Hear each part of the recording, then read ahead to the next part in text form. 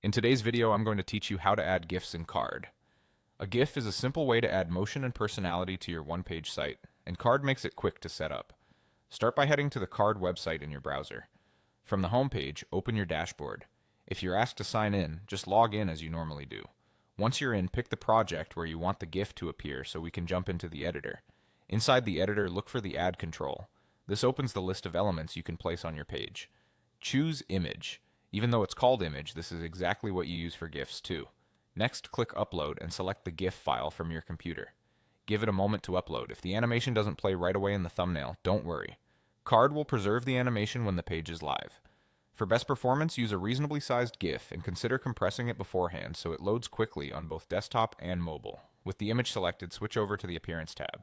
Here's where you dial in the look and behavior. You can change the shape if you want rounded corners or a circular crop, adjust the alignment to left, center, or right, and set the width so it scales well in your layout. If your GIF is meant to be a focal point, make it larger and centered. If it's decorative, keep it smaller so it doesn't distract from your main content.